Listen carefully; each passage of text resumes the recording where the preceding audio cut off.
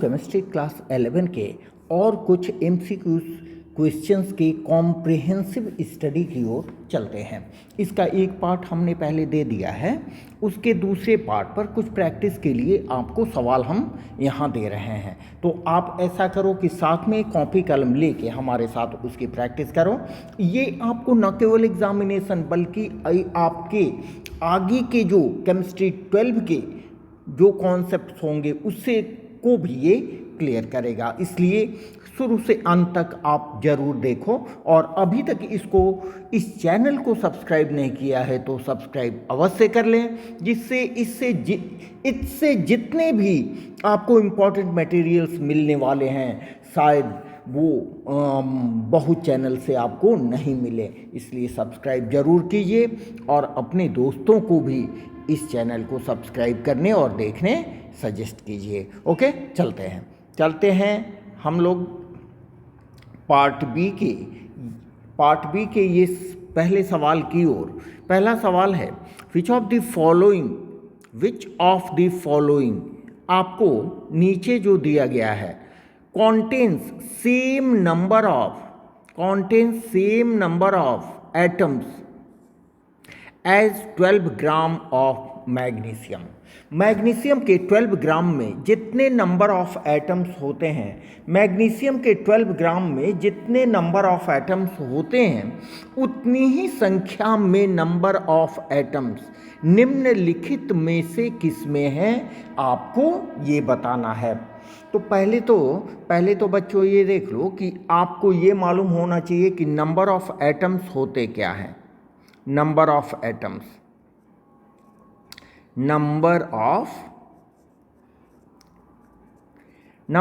Atoms is equal to होता है number of moles into Avogadro number. Number of moles into Avogadro number. यहाँ पर आपको दिया गया है 12 ग्राम ऑफ मैग्नीशियम। मैग्नीशियम का 12 ग्राम आपको यहाँ दिया गया है, ठीक है। और मैग्नीशियम का एटॉमिक वेट कितना होता है, मोलर मास कितना होता है, 24 ग्राम पर मोल। तो number of moles of magnesium का मैग्नीशियम का नंबर ऑफ मोल्स आप कैसे निकालोगे। N is equal to given mass आपका है, गिवन मास है 12 ग्राम बाई मोलर मास हो गया 24, आप जानते हो। तो ये हो गया आपको 1/2 इज इक्वल टू 0.5 मोल, ठीक है। तो मैग्नीशियम का नंबर ऑफ मोल्स कितना हो जाएगा, ध्यान से इसको देखें, 0.5 इंटू Na। आप जानते हो Na एवोगाड्रो नंबर होता है और Na का वैल्यू क्या होता है 6.022 into 10⁻23 which is constant number. Avogadro number क्या होता है आप भी जानते हो, इट इज कांस्टेंट। ये एक कांस्टेंट नंबर है।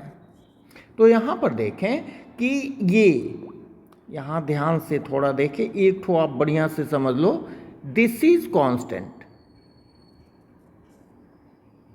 ये आपका कांस्टेंट हो गया, ठीक है। तो जो वेरिएशन आपको हो रहा है, आपको जो ये निकालना है कि which of the following contains same number of atoms as in 12 gram of magnesium given molar mass of magnesium 24 grams per mole. Carbon का मोलर मास आपको दिया गया है और कैल्शियम का मोलर मास आपको दिया गया है, means atomic mass which is equal to atomic mass, ठीक है। यहाँ पर नंबर ऑफ एटम्स क्या होते हैं, number of atoms is equal to होता है number of moles into Avogadro number, जिसमें एवोगाड्रो नंबर आपको कांस्टेंट होता है। तब आपको क्या करना है, आपको ये देखना है कि ये जो चारों दिए गए हैं ऑप्शन, हमारे सामने चारों ऑप्शन दिए गए हैं, उसमें से आपको ये देखना है कि जो नंबर ऑफ मोल्स मैग्नीशियम के लिए आपके पास आया है वो नंबर ऑफ मोल्स इन चारों में से किसके पास है, ठीक है। तो अगर कार्बन की बात करें तो कार्बन का नंबर ऑफ मोल्स कितना हो जाएगा, 12/12 इज इक्वल टू 1 मोल। नहीं, अगर कैल्शियम की बात करें तो कैल्शियम का कितना होता है, कैल्शियम का 40, तो इसका हो जाएगा 20/40 इज इक्वल टू 0.5 मोल। समझ रहे हैं, 24 ग्राम कार्बन, 24 ग्राम कार्बन के लिए क्या हो जाएगा, 24/12 इज इक्वल टू 2 मोल। जबकि यहाँ है 40 ग्राम कैल्शियम, तो इसका हो जाएगा 40/40 इज इक्वल टू 1 मोल। अब यहाँ बच्चा लोग ये देखें आप कि किसका मोल मैग्नीशियम के नंबर ऑफ मोल के इक्वल है। यहाँ आप क्लियर देख रहे हो, this means 20 gram calcium, 20 gram calcium का नंबर ऑफ मोल्स उतना ही है जितना कि मैग्नीशियम का नंबर ऑफ मोल्स है। नंबर ऑफ एटम्स ऑफ, यहाँ लिख लें मैग्नीशियम, ठीक है। तो आपका सही आंसर क्या हो जाएगा, आपका सही आंसर हो जाएगा बी, सही आंसर हो जाएगा बी। समझे आपने क्या किया इसमें, हमने नंबर ऑफ एटम्स के लिए number of moles multiplied by Avogadro number, number of moles multiplied by Avogadro number, ठीक है। तो number of moles, Avogadro number constant है, एवोगाड्रो नंबर कांस्टेंट है। इससे और एक बात आपको समझ में आ रही होगी कि यहाँ पर फिर से एक बार देख लें, number of atoms is equal to number of moles into Avogadro number, number of moles into Avogadro number. इसमें ये एवोगाड्रो नंबर आपका कांस्टेंट है, तो इसको आप क्या लिख सकते हो, इसको आप लिख सकते हो number of atoms is directly proportional to number of moles in for number of moles, जिसके नंबर ऑफ मोल्स जितने ही अधिक होंगे उसमें नंबर ऑफ एटम्स उतना ही अधिक होगा। समझ में आ रही है बात। यही बात आपको नंबर ऑफ मॉलिक्यूल्स में भी लागू होती है, number of other tiny particles में भी लागू होती है, ठीक है, नंबर ऑफ आयंस में भी लागू होगा, ठीक है। चलिए आगे हम लोग चलते हैं नेक्स्ट दूसरे सम्स की ओर। Which of the following pairs of gases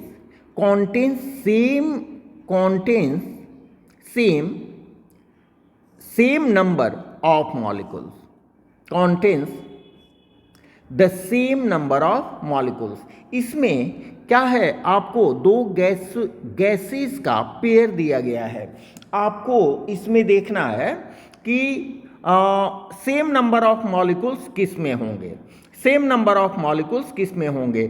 तो यहाँ भी आप ये देख लो, नंबर ऑफ मॉलिक्यूल्स ठीक ऊपर की तरफ, नंबर ऑफ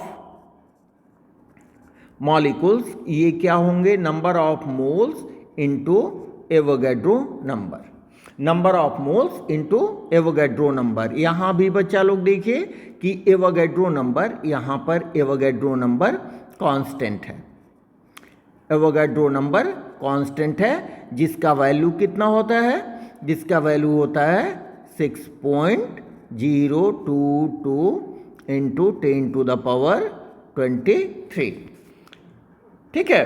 तो इसमें आप देखें कि हमारे पास 4 पेयर्स दिए गए हैं, उसमें आपको देखना है कि किस पेयर में सेम नंबर ऑफ मॉलिक्यूल्स हैं।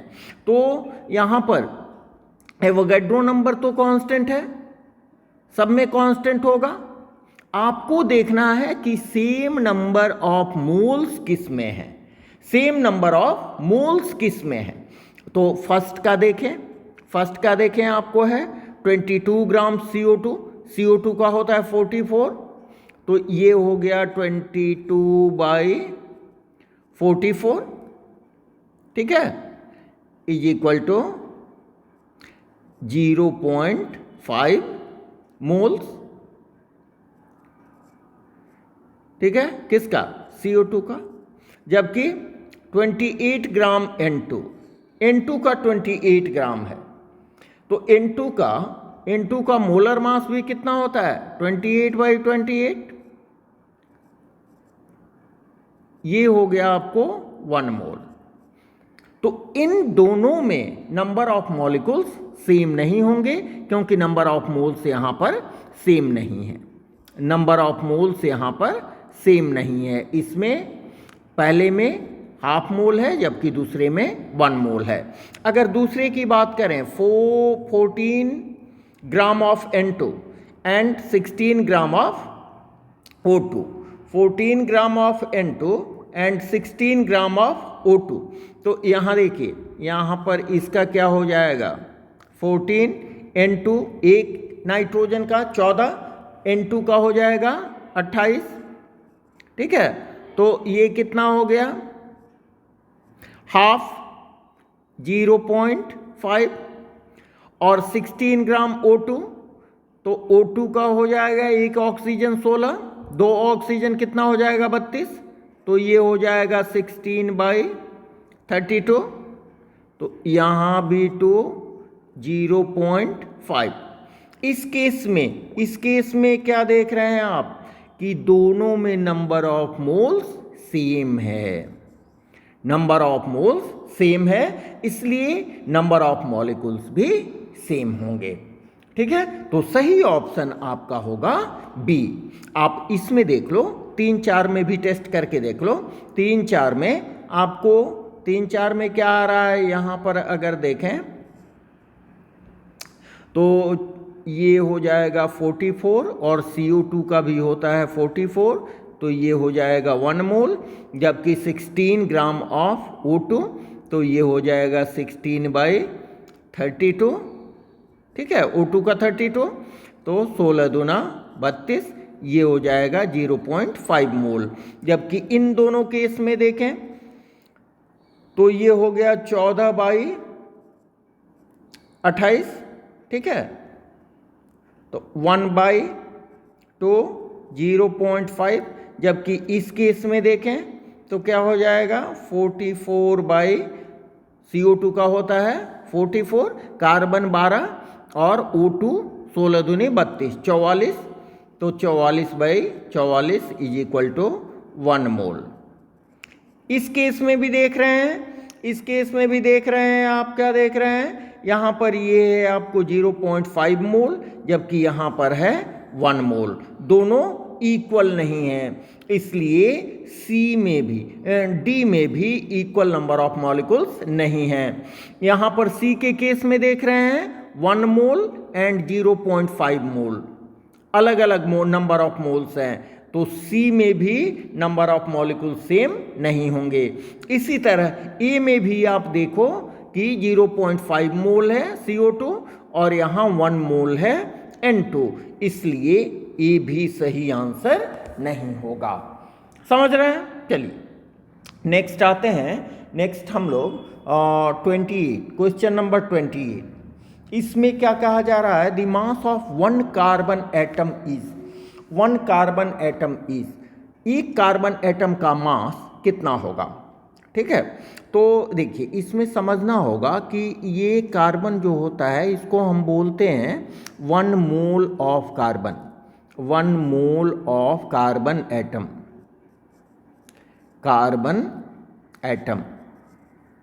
और 1 मोल ऑफ कार्बन एटम में number of atoms, number of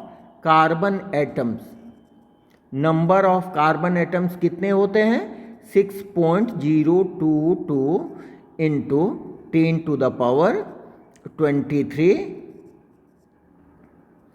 atoms of carbon.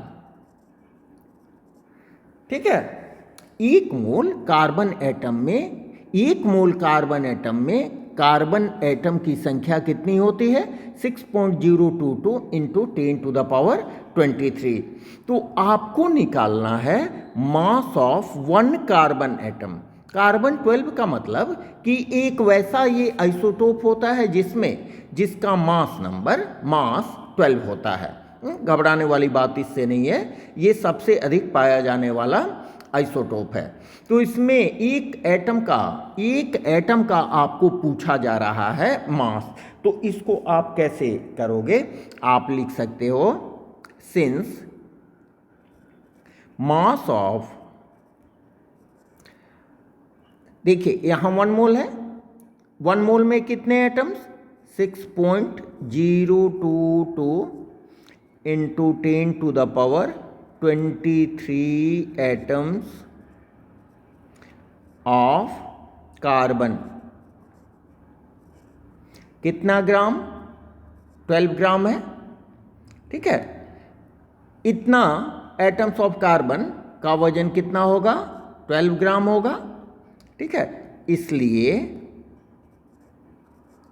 Mass of one carbon atom, यहां carbon atom means carbon 12, carbon atom is equal to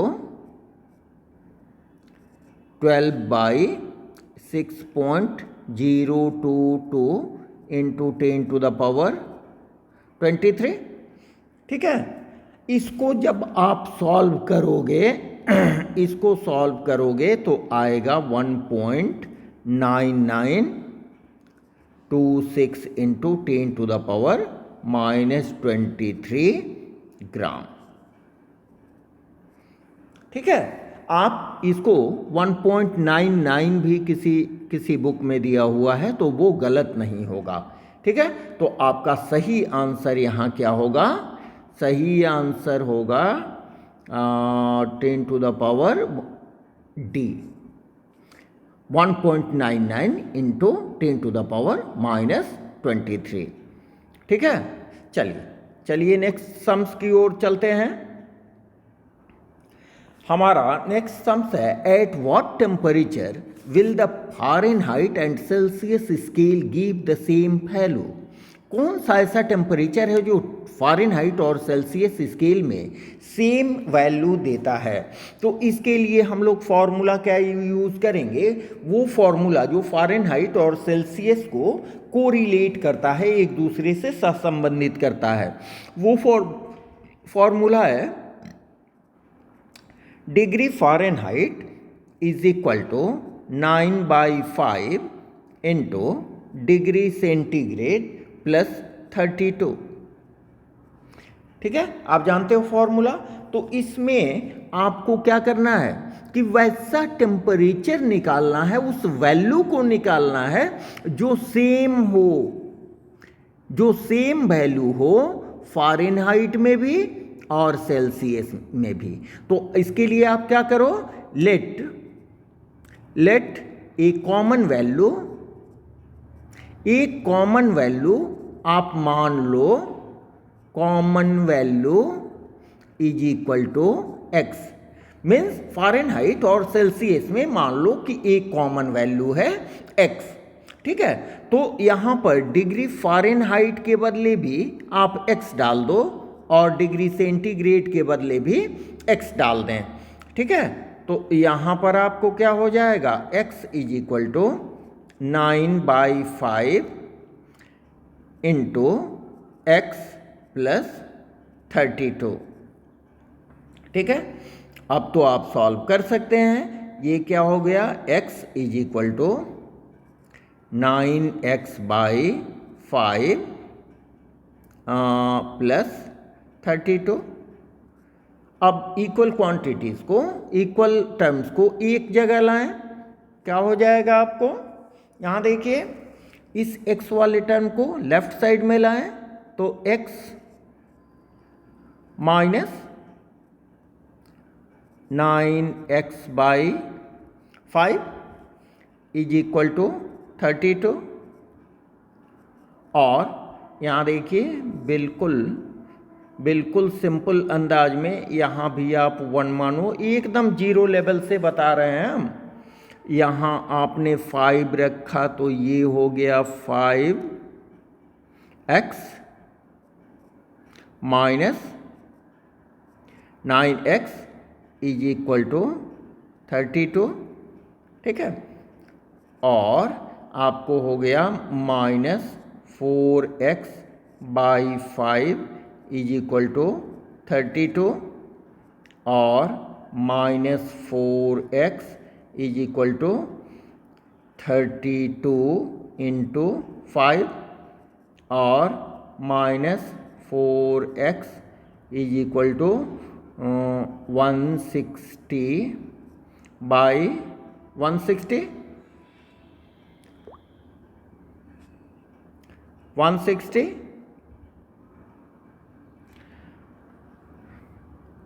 और x is equal to minus 160 by 4 is equal to minus 40, ठीक है। तो इसका सही answer होगा, सही option होगा ए, सही ऑप्शन होगा ए, ठीक है। चलिए नेक्स्ट क्वेश्चन की ओर चलते हैं। The total number of ions in 58.5 grams of NaCl, 58.5 grams of NaCl, 58.5 grams of NaCl का मतलब क्या हुआ? 1 mole of NaCl, 1 mole of NaCl। 1 mole of NaCl में कौन कौन से आयन होंगे? एक होगा आपको Na+ और एक होगा Cl-, ठीक है। तो ये NaCl जब डिसोसिएट करेगा तो 2 आयंस में डिसोसिएट करेगा, और आपको हमने बताया है कि ये जो आयंस होते हैं दोनों आयंस हैं, These are 1 mole each of ion, ये एक एक मोल आयंस के होते हैं। तो टोटल मोल्स आपको कितने हो गए? टोटल मोल्स आपको आयंस के हो गए 2 मोल्स, 2 मोल्स। तो यहाँ पर सही आंसर होगा इसका बी, ठीक है। और अगर नंबर में दिया गया रहता तो एक स्टेप आप और बढ़ा लेते। यहाँ नंबर ऑफ आयंस पहले भी आपको हम बता चुके हैं, नंबर ऑफ आयंस क्या हो जाता? नंबर ऑफ मोल्स है 2 इंटू एवोगाड्रो नंबर, ठीक है। तो यहाँ पर एवोगाड्रो नंबर का आप डाल दें 2 इंटू 6.022 इंटू 10⁻23 आयंस, ठीक है। माने हमने इसको एक्सटेंड कर दिया, आपका आंसर यहीं पर मिल गया है। क्वेश्चन के अनुसार आपका आंसर यहीं पे मिल गया है 2 मोल, समझे। चलिए next question. Which of the following has the maximum number of water molecules? Maximum number of water molecules, इसमें आपको 4 ऑप्शंस दिए गए हैं। इसमें आपको देखना है कि maximum number of water molecules किस में होंगे, maximum number of water molecules किस में होंगे। तो देखिए यहाँ पर हमने फॉर्मूला आपको बताया है, नंबर ऑफ वाटर मॉलिक्यूल्स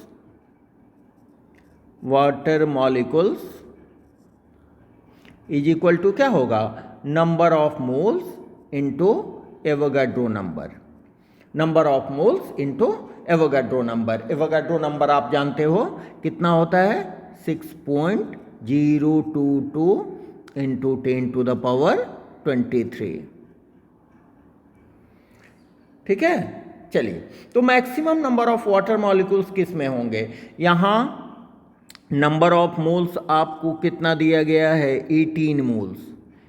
यहाँ पर फर्स्ट वाले में n का वैल्यू है 18, ठीक है, n का वैल्यू है 18, तो इसमें नंबर ऑफ मॉलिक्यूल्स कितने हो जाएंगे 18 इंटू 6.022 इंटू 10⁻23, ठीक है, जो Na का वैल्यू है, एवोगाड्रो नंबर से मल्टीप्लाई कर दिया। यहां पर है केवल 18 मॉलिक्यूल्स, ध्यान दीजिए केवल 18 मॉलिक्यूल्स, यहां पर ओनली 18 मॉलिक्यूल्स है, ओनली 18 मॉलिक्यूल्स,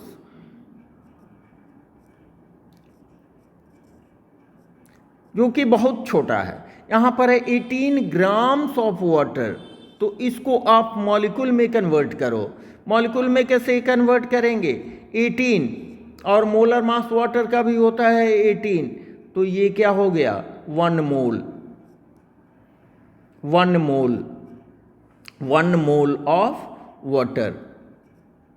n का वैल्यू, यहां पर n का वैल्यू आ गया 1, तो नंबर ऑफ मॉलिक्यूल्स कितने आएंगे 1 into Avogadro number is equal to 1 into 6.022 into 10⁻23 molecules, ठीक है। और यहाँ पर देखिए 1.8 ग्राम, तो इसको आप क्या नंबर ऑफ मोल्स कैसे निकालेंगे 1.8 डिवाइडेड बाई 18, क्योंकि वाटर को क्या लिखते हैं हम H2O, और H2O का मास कितना होता है, यहाँ देख लो आप, 2 हाइड्रोजन का 1 इंटू 2 प्लस ऑक्सीजन का 16, ठीक है, 16 2 18, 18 ग्राम पर मोल, मोलर मास इसका हो गया, वाटर का मोलर मास हो गया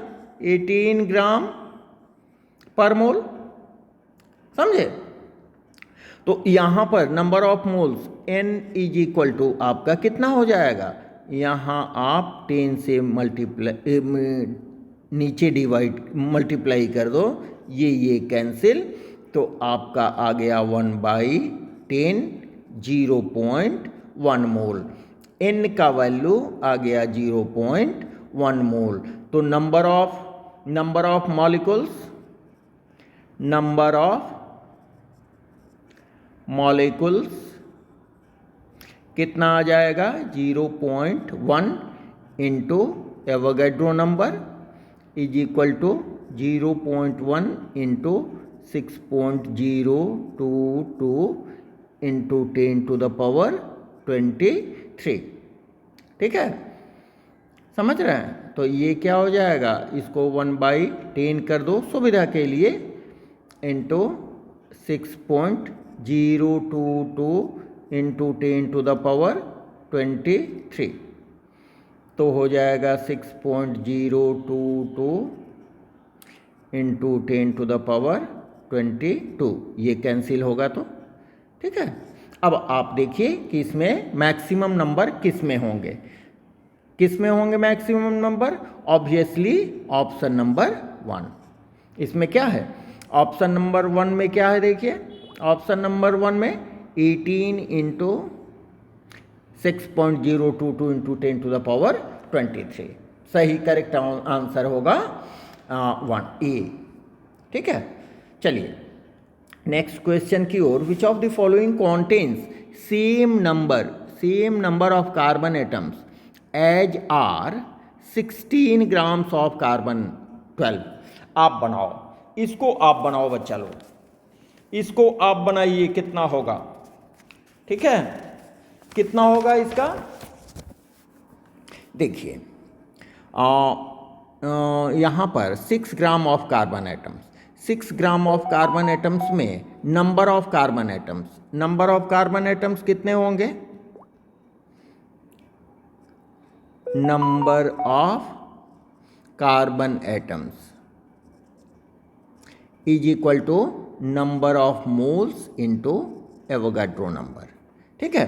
कार्बन का मोलर मास कितना होता है 12, ठीक है। तो यहाँ पर आप क्या लिख सकते हैं, गिवन मास कितना है 6, तो यहाँ हो जाएगा 6/12। अब तो आपको काफ़ी जानकारी हो गई होगी, 6.022 0.022 इंटू 10⁻23। ठीक है, 6 दूना 12, 0.5 इंटू, इसके बदले आप लिख दो Na, ये कांस्टेंट है। ठीक है, अब देखें इन चारों में से 0.5 मोल किसके पास है? जिसके पास होगा वही इसके बराबर एटम्स रखेगा।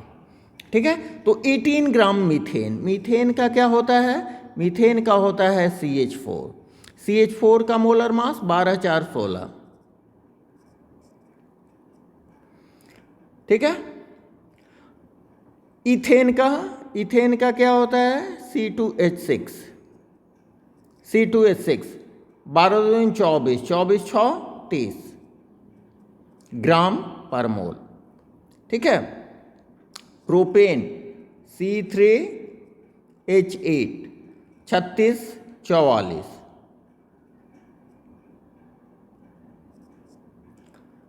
28 ग्राम CO। कार्बन का कितना होता है? यहाँ देखिए, कार्बन का कितना होता है? 12 प्लस ऑक्सीजन 16, 28। तो इसका अगर नंबर ऑफ मोल्स हम निकालें तो क्या होगा? 28/28। क्यों? गिवन मास है 28 और इसका मोलर मास भी है 28, तो ये आएगा 1 मोल। अगर इसका हम निकालें तो 44 है, ये 44 है। देखिए 44 है, तो 21/44, 0.5 नहीं आएगा। 21/44, यहाँ देखिए प्रोपेन के केस में 21/44 आप सॉल्व करोगे तो 2.1 एप्रोक्स आएगा इसका। ठीक है, अगर हम इथेन के केस में देखें दिस, तो हो जाएगा 6/30, 6×5 30, 1/5, ये होगा 0.2 मोल। ठीक है, अगर हम मीथेन के केस में देखें तो मीथेन के केस में हमारा, इसको थोड़ा कलर बदल लें, हमारा क्या हो जाएगा? मीथेन के केस में गिवन मास है 8, तो 8/16, 8 दूना 16, 0.5 मोल। तो मीथेन के केस में हमारा 0.5 मोल है और कार्बन के केस में भी 0.5 मोल है, तो दोनों का मोल इक्वल है, इसलिए नंबर ऑफ एटम्स भी इक्वल होंगे, इसलिए करेक्ट ऑप्शन होगा ए। करेक्ट ऑप्शन होगा ए। ठीक है, आप अपने भी बनाते चलें। Next question number 33। 1 mole of any substance contains 6.022 into 10⁻23 atoms or molecules। किसी सब्सटेंस में नंबर ऑफ एटम्स या मॉलिक्यूल्स की संख्या एवोगैड्रो नंबर की इक्वल होती है, जिसको हम बोलते हैं 6.022 into 10⁻23। ठीक है, अब यहाँ आपको बताना क्या है? Number of molecules of H2SO4, H2SO4 का number of molecules present in 100 ml of 0.02 m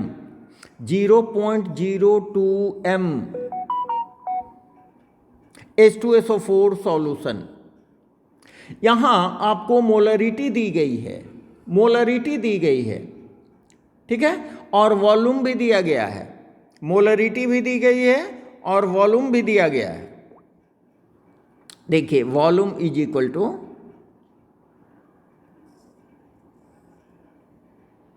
volume is equal to 100 ml। आपको निकालना है नंबर ऑफ मॉलिक्यूल्स। ठीक है, तो यहां भी हम लोग देखें, बस पीछे वाला formula number of molecules is equal to क्या होता है?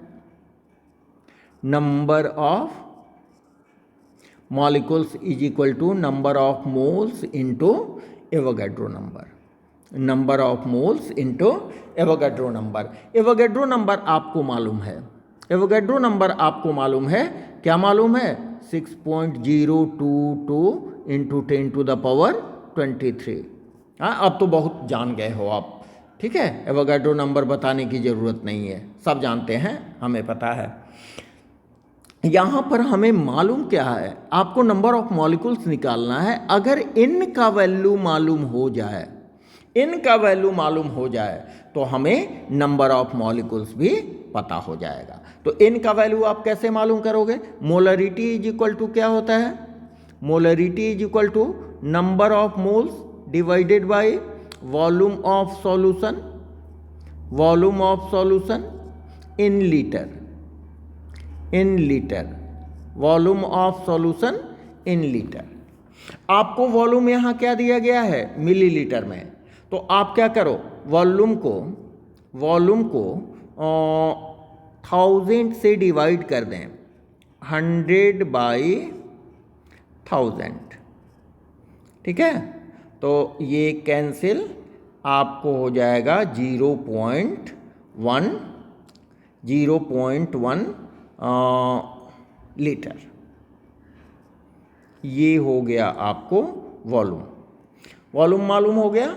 मोलरिटी आपको दी गई है m, यहाँ देखिए m इज इक्वल टू दिया गया है 0.02 m, 0.02 m यहाँ मोलरिटी का वैल्यू आपको दिया गया है, ठीक है। तो number of moles is equal to क्या हो जाएगा? n is equal to m into volume of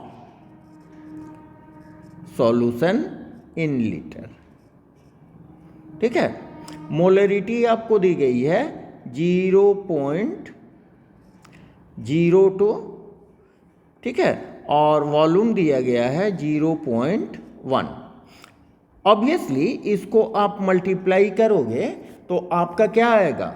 0.02, ठीक है। ये आपको नंबर ऑफ मोल्स आ गया, इतना मोल्स, n का वैल्यू आ गया।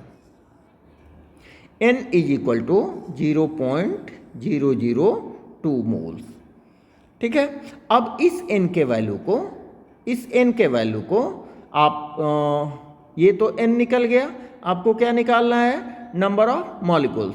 n के वैल्यू को यहाँ पुट कर दो, तो नंबर ऑफ मॉलिक्यूल्स कितना हो जाएगा? नंबर ऑफ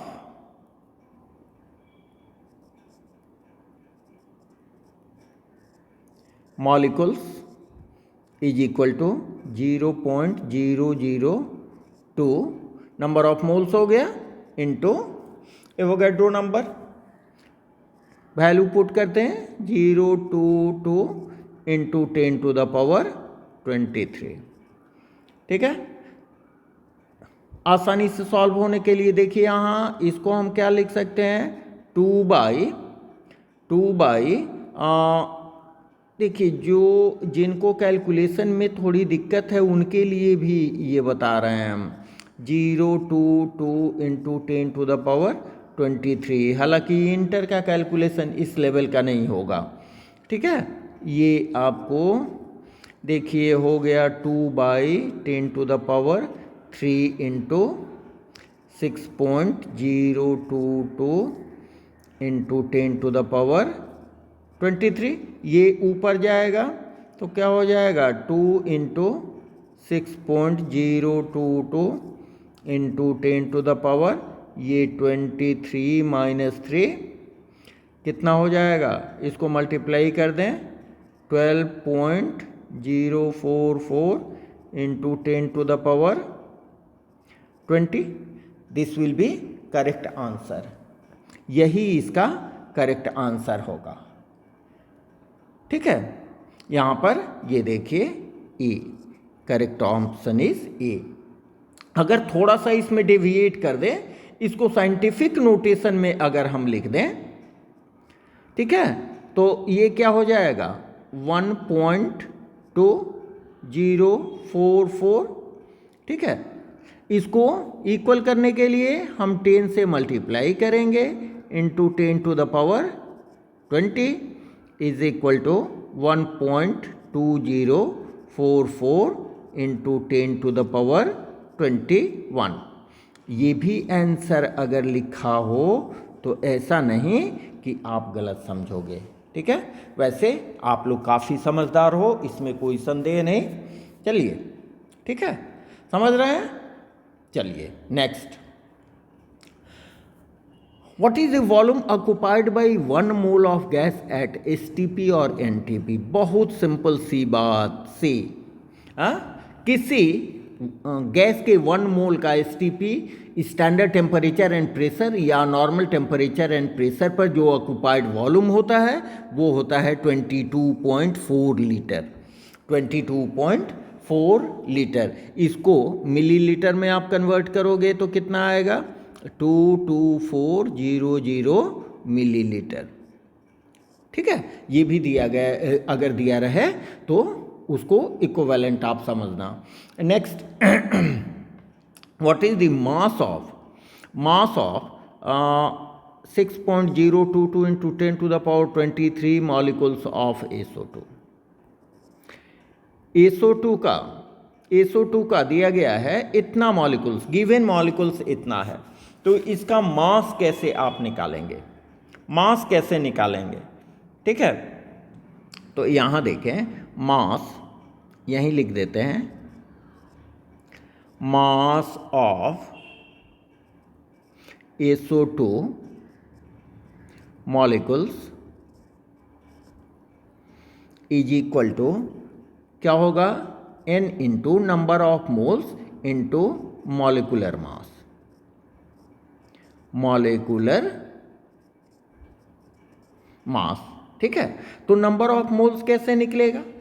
यहां गिवन नंबर आपको दिया गया है इतना, SO2 का गिवन नंबर आपको इतना दिया गया है, ठीक है। तो number of moles N is equal to given number, that means 6.022 into 10 to the power 23 divided by Avogadro number. Avogadro number वो भी कितना के होता है? 6.022 इंटू 10 टू द पावर 23, ठीक है। कैंसिल हो जाएगा, आपका आएगा 1 मोल, ठीक है। तो N का वैल्यू आपका कितना आ गया? N का वैल्यू आ गया 1। मॉलिकुलर मास, SO2 का मॉलिकुलर मास कितना होगा? सल्फर का कितना होता है? 32 प्लस 1 ऑक्सीजन 16 इंटू 2, ठीक है।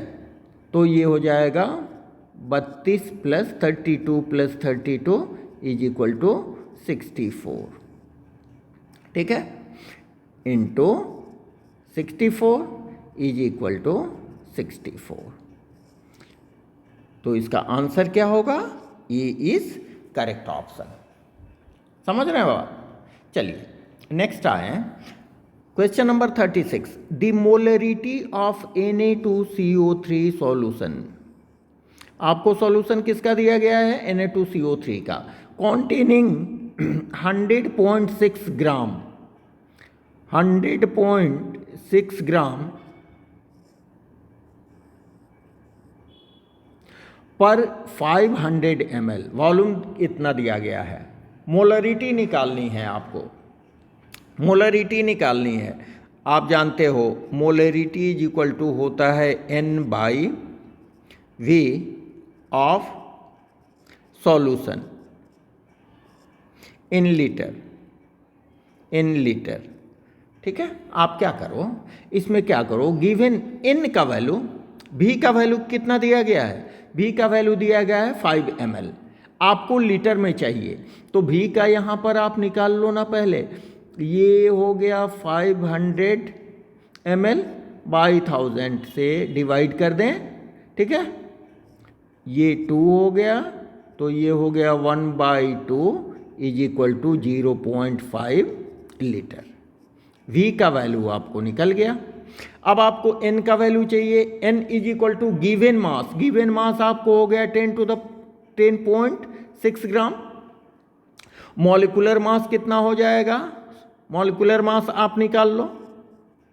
सोडियम का होता है सोडियम का होता है 23 into 2 plus carbon 12 plus oxygen 16 गुने 3, तो ये हो गया 46 प्लस 12 प्लस 48, 6 2 8 8, 16 के 6 हाथ में 1, 4 1 5, 1 6 4 10, 110 ग्राम। ठीक है, तो गिवन मास है 10.6।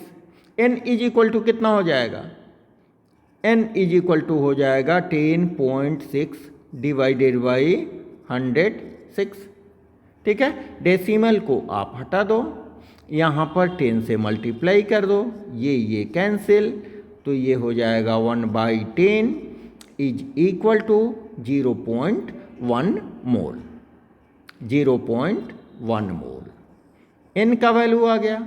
अब n और v का वैल्यू आपको मालूम है, तो आप क्या करो, यहाँ पर n का वैल्यू रख दीजिए 0.1, v का वैल्यू रख दीजिए 0.5। ठीक है,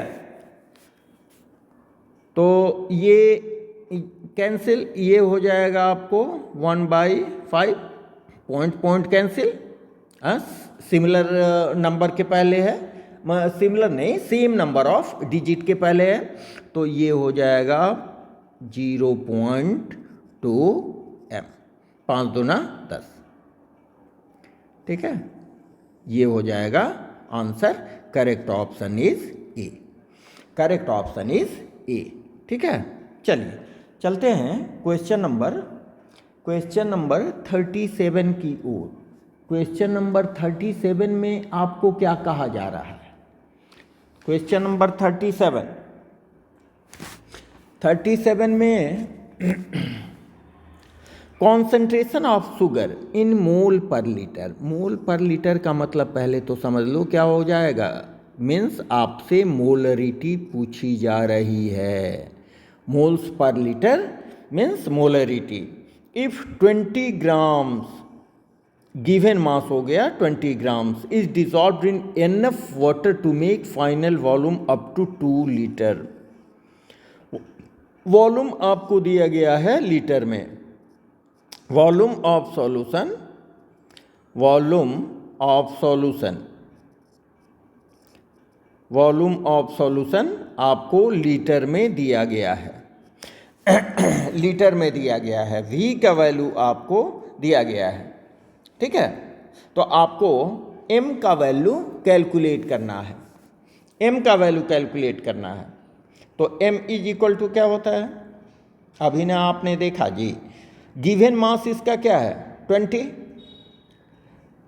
और यहाँ पर है शुगर, इसका मोलर मास आप निकाल लो, कितना हो जाएगा मोलर मास। इसको थोड़ा कलर चेंज कर लें भाई। मोलर मास हो जाएगा कार्बन का 12 गुने 12 plus 1 into 22 plus 16 into 11।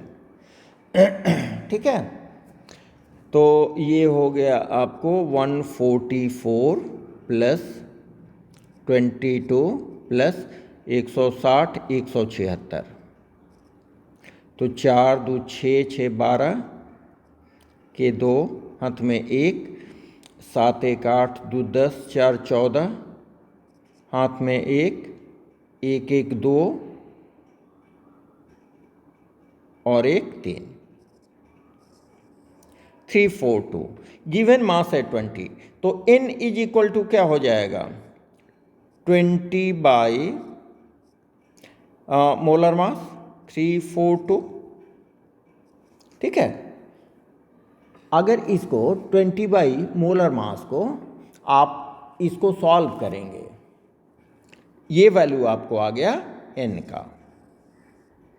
v क्या है, v का वैल्यू क्या है, v का वैल्यू है आपको इसमें निकालना क्या है, if the dissolve make the final volume the concentration it's dissolve in, इसमें निकालना क्या है, द कॉन्सेंट्रेशन ऑफ शुगर इतना, इफ फाइनल वॉल्यूम इतना नंबर ऑफ मोल्स आपको दिया गया है। Molarity, molarity is equal to क्या, सिंपल सी बात है यार, 20 बाई ये हो जाएगा 342 और ये हो जाएगा इंटू 2। ठीक है, इसको सॉल्व करेंगे, सॉल्व करेंगे तो आपको आएगा, सॉल्व करने पर आएगा 0.029 m। ठीक है, इसलिए करेक्ट ऑप्शन होगा ई। चलिए नेक्स्ट सम्स की ओर चलते हैं। विच of the following has the largest number of atom, इसमें लार्जेस्ट नंबर ऑफ एटम्स कैसे होगा। ठीक है, आपको पहले भी बता चुके हैं, number of atoms is equal to number of moles multiplied by Avogadro number. पहले ये सब बात हो चुकी है। एवोगाड्रो नंबर क्या होता है, एवोगाड्रो नंबर कांस्टेंट होता है, एवोगाड्रो नंबर कांस्टेंट होता है। ठीक है, तो इसमें आप देखो कि नंबर ऑफ मोल्स किसका सबसे अधिक है, इसमें नंबर ऑफ मोल्स किसका सबसे अधिक है। ठीक है, तो इसमें आपको याद रखना होगा कि इसका नंबर ऑफ मोल्स निकालने के लिए आपको क्या चाहिए, इसका मॉलिक्यूलर एटॉमिक मास चाहिए। ठीक है, इसमें तो दिया नहीं है, आपको याद होना चाहिए गोल्ड का एटॉमिक मास क्या होगा। यहाँ देखिए नंबर ऑफ मोल्स हम निकाल रहे हैं, n इज इक्वल टू ये हो जाएगा 1 बाई गोल्ड का होता है एटॉमिक मास 197। ठीक है, ये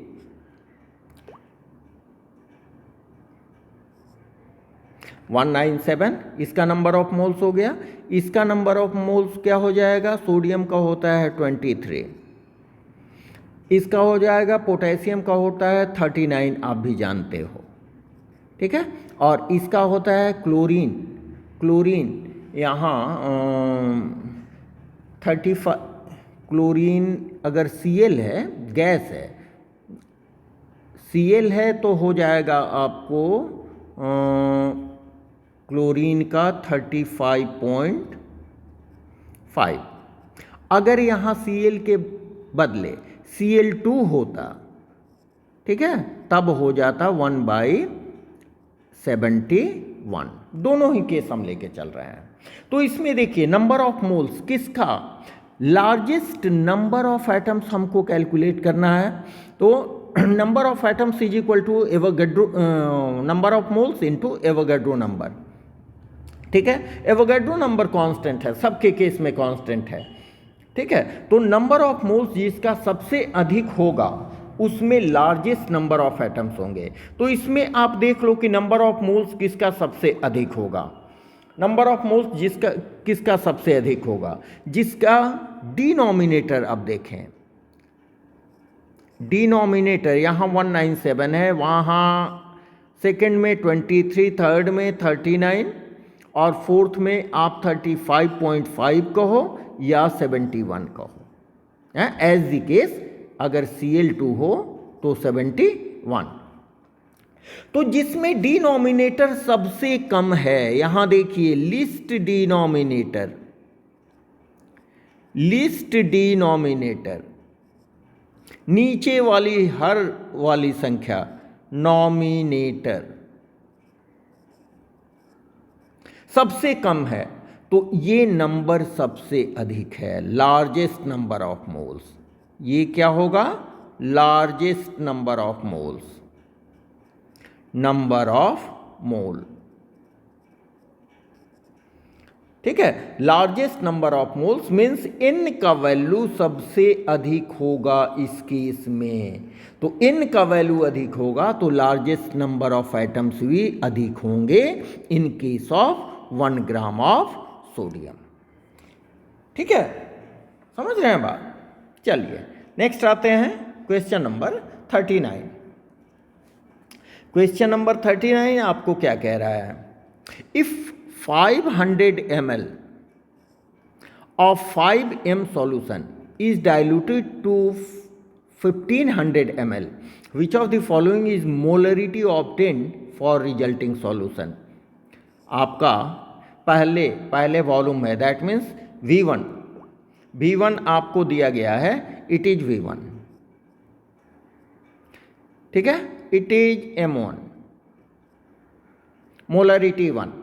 Finally we have the volume V2, ठीक है।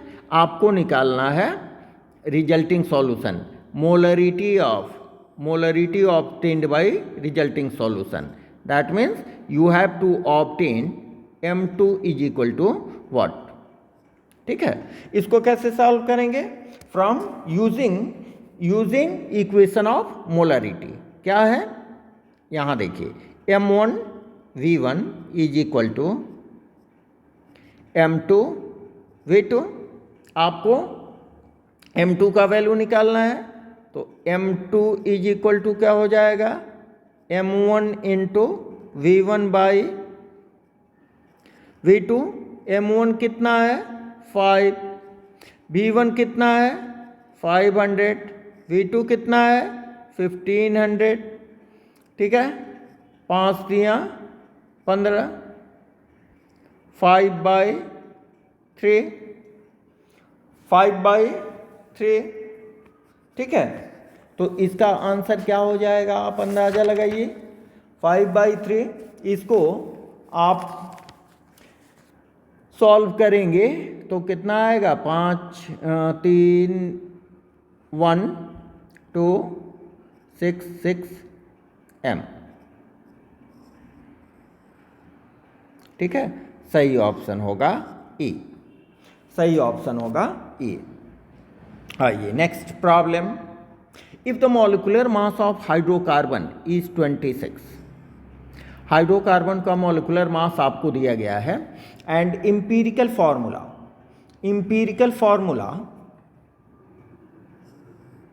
Is CH। एक हाइड्रोकार्बन है, उसका इंपीरिकल फॉर्मूला आपको दिया गया है, मॉलिक्यूलर मास दिया गया है। You have to calculate the molecular formula of that compound and select the option given from below. ठीक है, तो क्या होता है इसमें देखिए, आप जानते हो कि मॉलिक्यूलर फॉर्मूला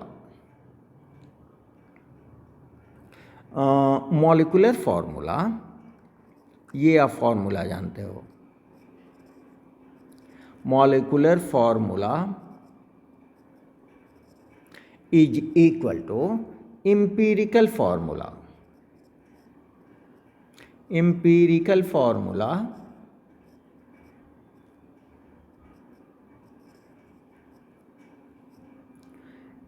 पावर n। ठीक है, लेकिन अब सवाल है कि n कैसे निकलेगा। n is equal to molar mass by empirical formula mass, EF, empirical formula mass. Molar mass आपको कितना दिया गया है 26, मोलर मास दिया गया है 26, और इंपीरिकल फॉर्मूला मास आपका क्या हो जाएगा, देखिए यहाँ कार्बन का हो जाएगा 12 प्लस 1 हाइड्रोजन 1 हो जाएगा 13। तो यहाँ पर आप लिखो 13 इज इक्वल टू 2। तो n का वैल्यू आपको कितना आ गया, n इज इक्वल टू 2। इस n के वैल्यू को आप यहाँ पर पुट कर दें तो मॉलिक्यूलर फॉर्मूला ऑफ कंपाउंड क्या हो जाएगा, मॉलिक्यूलर फॉर्मूला ऑफ कंपाउंड क्या हो जाएगा, CH2 is equal to C2 H2. Correct answer is C2H2. Option A. C2H2 option A. ठीक है, चलिए नेक्स्ट आते हैं क्वेश्चन नंबर 41.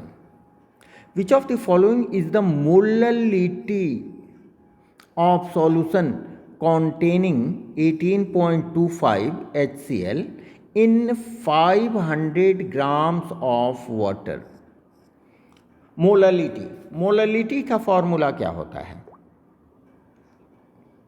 थोड़ा सा देखें, मोललिटी का फॉर्मूला क्या होता है अपने बताएं आप लोग. Molality small m is equal to number of moles of solute, number of moles of solute divided by mass of solvent, mass of solvent in kg, mass of solvent in kg. आपको इसको आप ऐसे लिख सकते हो n of solute divided by mass of solvent. Mass of solvent suppose करें WA मान लिया हमने, किस चीज़ में? kg में. ठीक है, आपको ग्राम में दिया गया है तो मास ऑफ सॉल्वेंट को WA को हम kg में कन्वर्ट कर लें. सुविधा के लिए आप डायरेक्ट भी कर सकते हो. तो ये आ जाएगा मेरा हाफ kg, 0.5 kg, 0.5 kg. ठीक है, और number of moles given mass आपका देखें 18.25 है. ठीक है, HCl का मोलर मास कितना हो जाएगा? HCl का molar mass hydrogen 1 plus chlorine 35.5, ये हो गया 36.5. ठीक है, तो मोलर मास आपका हो गया 36.5, गिवन मास है 18.25. तो n इज इक्वल टू क्या हो जाएगा? 18.25 by 36.5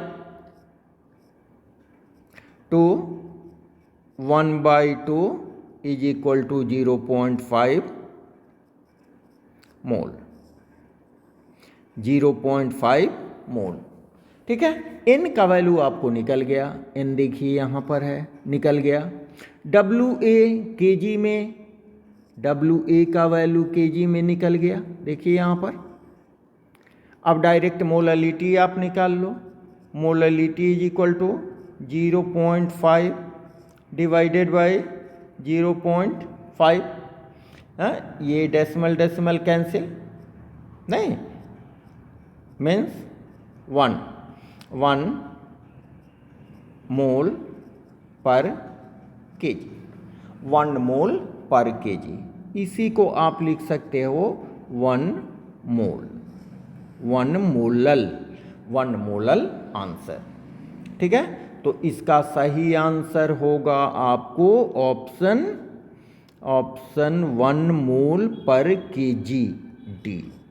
D is correct answer. 1 mole per kg, 1 mole per kg. देखिए यहाँ पर. ठीक है, आई होप कि आप लोग समझ रहे होंगे और अपने फीडबैक जरूर हमें देंगे कमेंट के जरिए. ठीक है, चलिए next question. Which of the following is the number of atoms present in 22.4 decimetre cube of Cl2 gas at STP. नीचे हमारे पास 4 संख्याएं दी गई हैं. इनमें से बताना है कि 22.4 डेसीमीटर क्यूब में जो नंबर ऑफ Cl2 गैस के मॉलिक्यूल्स होंगे वो कितने होंगे. नंबर ऑफ Cl2 गैस के मॉलिक्यूल होंगे वो कितने होंगे. देखिए बहुत सिंपल सी बात है, थोड़ा सा आपको समझना है. यहाँ आप जानते हो 22.4 decimetre cube is equal to क्या होता है? 22.4 4 लीटर। ठीक है, ये क्या होता है, ये होता है volume of 1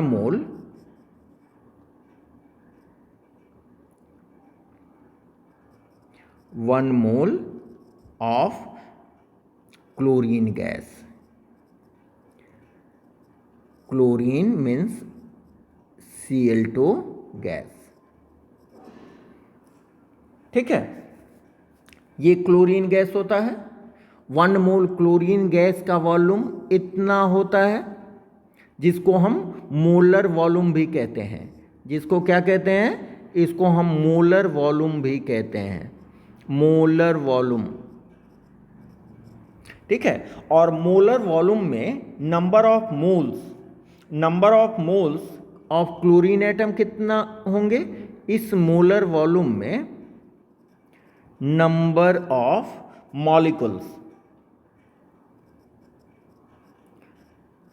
molecules of Cl2 gas कितना होगा,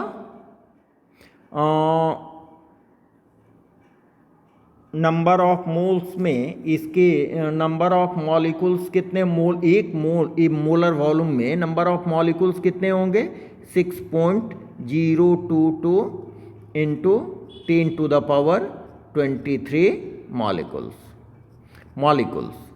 ये तो स्टैंडर्ड डाटा है। मॉलिक्यूल्स,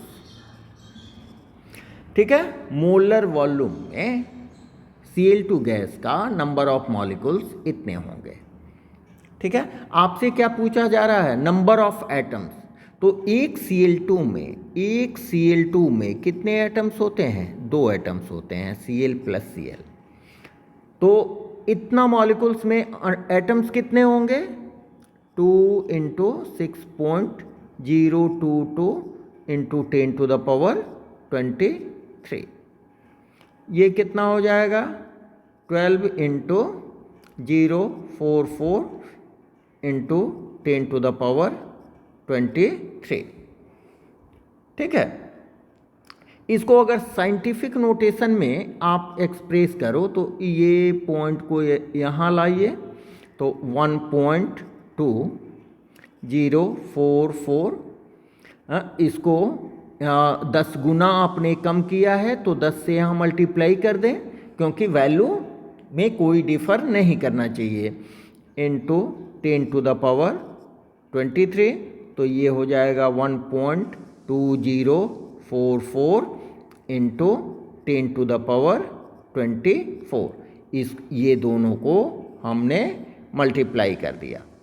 ठीक है, तो ये होगा इसका सही ऑप्शन। सही ऑप्शन विल बी डी। सही ऑप्शन इसका डी होगा। नेक्स्ट आते हैं। नेक्स्ट हमारा सवाल है, the velocity of light is 3 into 10⁸ metre per second. Calculate the distance covered. Distance हमें निकालना है in 2.00 nanosecond, where 1 nanosecond is 10⁻⁹ second. Which of the following option is correct. तो यहाँ पर देखें, हमारा वेलोसिटी ऑफ लाइट आपको कितना दिया गया है, यहाँ मीटर पर सेकेंड में दिया गया है। ठीक है, और यहाँ हमें नैनो सेकेंड में दिया गया है। ध्यान देंगे, हम क्या करेंगे कि 2 नैनोसेकेंड को कन्वर्ट कर लेंगे सेकेंड में। तो टाइम हमारा क्या हो जाएगा, टाइम हो जाएगा 2 इंटू 10⁻⁹ सेकेंड। ठीक है, और ये तो हमारा वेलोसिटी का वैल्यू हो गया, वेलोसिटी ऑफ लाइट, ये c का वैल्यू हो गया। समझे। तो डिस्टेंस इज इक्वल टू क्या होता है, ये तो आप 5-6 क्लास से पढ़ते आ रहे हैं। Distance is equal to velocity into time. ठीक है, वेलोसिटी आपका दिया गया है, कितना दिया गया है, 3 into 10⁸ metre per second into 2 into 10⁹ second. ठीक है, ये देखिए सेकेंड सेकेंड कैंसिल, तो ये हो गया 3 दूना 6 इंटू, और ये हो गया 10⁻⁻1 मीटर। ठीक है, इसको आप क्या लिख सकते हो, 6 इंटू 1/10, 6/10, एकदम जीरो लेवल से 0.6 मीटर।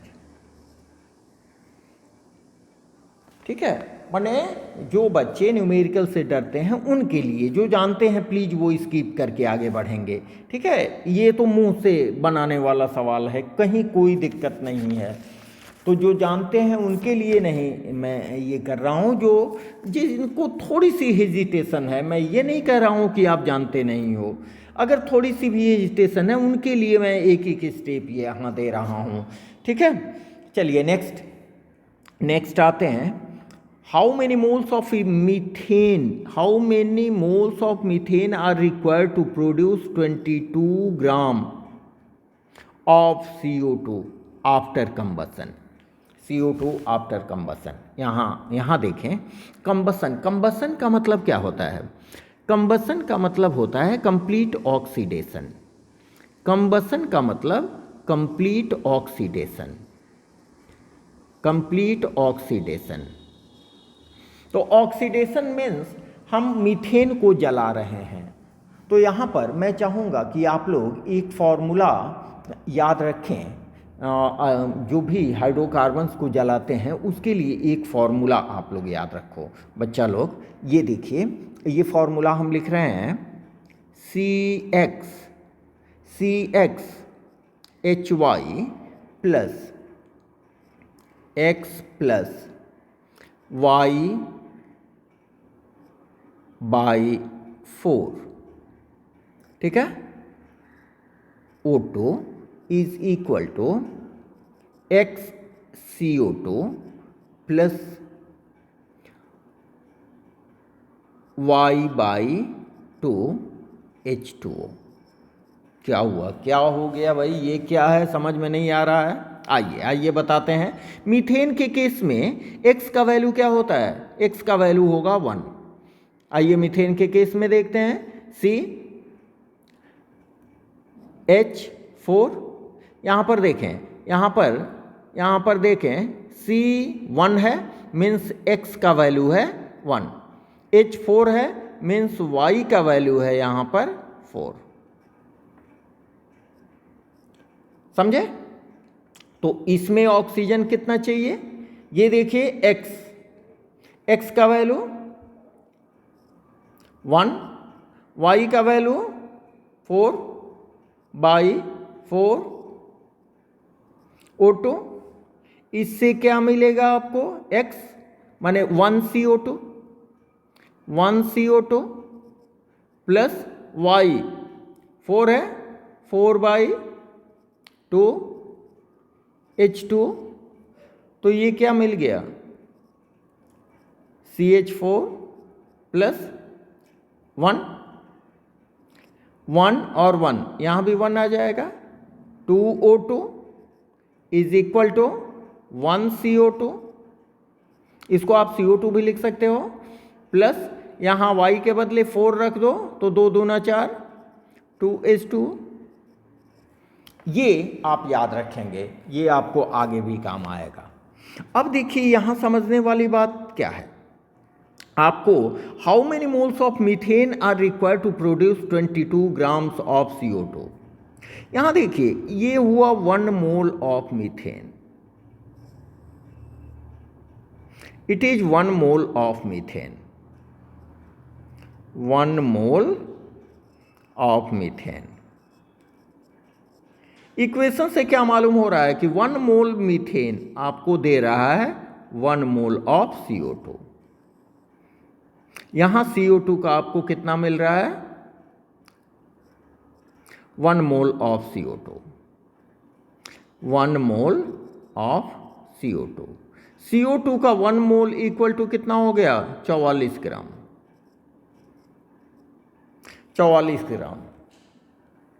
ठीक है। तो 44 ग्राम CO2 देने के लिए हमें एक मोल मीन्स 16 ग्राम मीथेन चाहिए।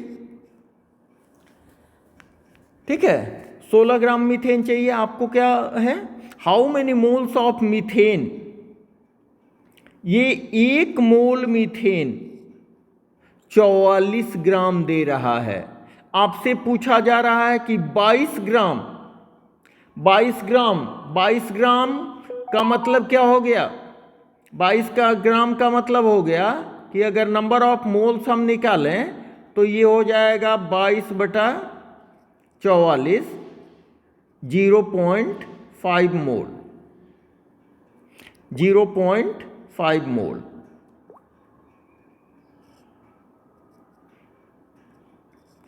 ठीक है, बहुत सिंपल सी बात है कि 44 ग्राम के लिए हमें एक मोल चाहिए, 44 ग्राम के लिए एक मोल चाहिए। यहां ही देखो ना, शुरू से ही मिल जाएगा। एक मोल CO2 के लिए एक मोल मीथेन चाहिए। ठीक है, एक मोल CO2 में 44 ग्राम होता है। ठीक है, तो 22 ग्राम में 22 ग्राम CO2 में कितना मोल होंगे, 0.5 मोल होंगे। इसके लिए कितना मीथेन चाहिए, इसके लिए मीथेन चाहिए हमें 0.5 मोल, 0.5 मोल। ठीक है, क्यों, क्योंकि हम इक्वेशन से यहां देख रहे हैं ना, यहां लिख लीजिए, from equation number of moles of CH4 is equal to number of moles of CO2 produced। ये याद रखेंगे। ठीक है, तो यहां पर एक मोल प्रोड्यूस होता है एक मोल मीथेन से, तो हमें आधा मोल अगर CO2 मीन्स 22 ग्राम CO2 प्रोड्यूस करना है तो हमें मीथेन का आधा मोल चाहिए। ठीक है, तो यहां पर आप लिख सकते हैं hence 0.5 mole means 22 gram of CO2 will be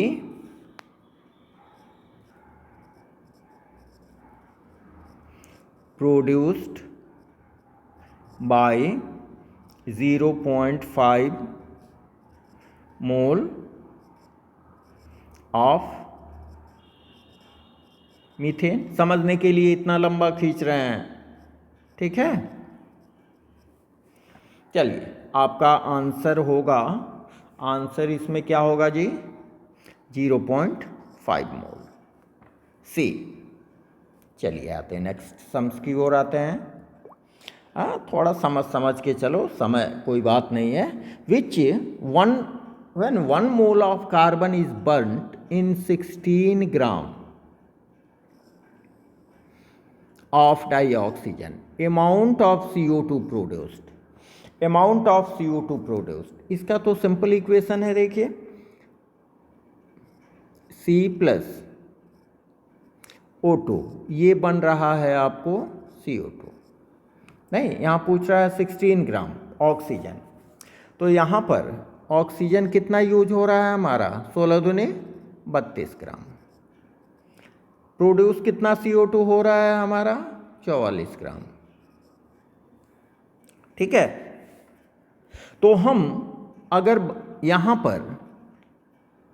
पर हम क्या करें, इसको हाफ कर दें, 16 ग्राम कर दें, 16 ग्राम कर दें। देखिए 1 मोल CO2, 1 मोल ऑक्सीजन, यहाँ 1 मोल CO2 को प्रोड्यूस कर रहा है, ठीक है। तो अगर इसको हम हाफ कर देंगे, 16 ग्राम कर देंगे, ठीक है। यहाँ क्या पूछ रहा है, when 1 mole of carbon is burnt in 16 gram of CO2 the amount of CO2 produced will be, आधा कर देंगे, 1 मोल में ये कितना प्रोड्यूस होता है, 44 ग्राम। जब इसको आधा कर देंगे तो कितना प्रोड्यूस होगा, 22 ग्राम, ठीक है। तो आंसर कितना होगा, ऑप्शन ए। नेक्स्ट आते हैं 46, 18 gram of water is added with 2 gram of solute, the mass percentage of solute, very simple, mass percentage of solute. यहाँ देखते हैं इसको, mass percentage of solute, solute का मास क्या है, mass of solute 2 gram plus total mass कितना हो जाएगा, 18 प्लस 2 इंटू 100, तो ये कितना हो जाएगा, 2/20 इंटू 100, 20 पचे 100, 2 पचे 10, 10%, ठीक है। Correct option is C, very simple, ये सब में कोई दम नहीं है जी। नेक्स्ट आते हैं हम लोग an organic compound. An organic compound, ये किस तरह का सवाल है, ये थोड़ा माने अधिक लिखने वाला सवाल की ओर हम लोग बढ़ रहे हैं, ठीक है। ये आप लोग वैसे 9 में भी पढ़े हुए हो, मैं तो नहीं चाहता हूँ कि ये सब सवाल पर डिस्कशन करूँ, 9, 10 में भी पढ़े हुए हैं आप, ठीक है। इसमें क्या पूछा जा रहा है कि एक ऑर्गेनिक कंपाउंड है जिसमें कार्बन हमारा है 93.7% और हाइड्रोजन है 6.29%, ठीक है। It's molecular mass is 128 gram per mole,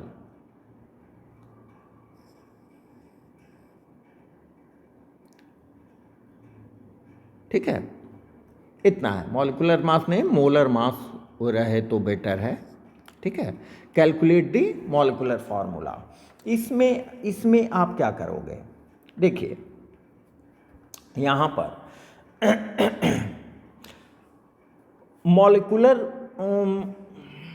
molecular formula is equal to क्या होता है,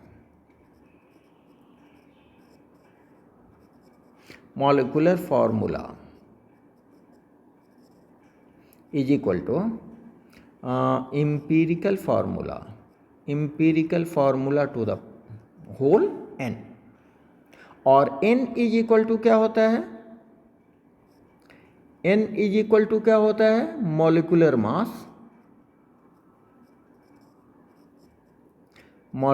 मास बाई एम्पिरिकल फार्मूला मास, अरे यार आप जानते हो इसको, ठीक है। यहाँ पर मॉलिक्यूलर मास हमें दिया गया है, अगर एम्पिरिकल फार्मूला हम कैलकुलेट कर लेते हैं तो एम्पिरिकल फार्मूला मास कैलकुलेट हो जाएगा, उसके बाद हमें n मालूम हो जाएगा, तो यहाँ इस फार्मूला में हम पुट कर देंगे तो हमारा मॉलिक्यूलर फार्मूला कैलकुलेट हो जाएगा। तो इसमें हमें निकालना होगा कि मॉलिक्यूलर फार्मूला हम कैसे निकालते हैं। इसके लिए एक टेबल आप बनाओ, यहाँ हम लिखेंगे एलिमेंट, ठीक है, उसके बाद परसेंटेज के बाद एटॉमिक वेट,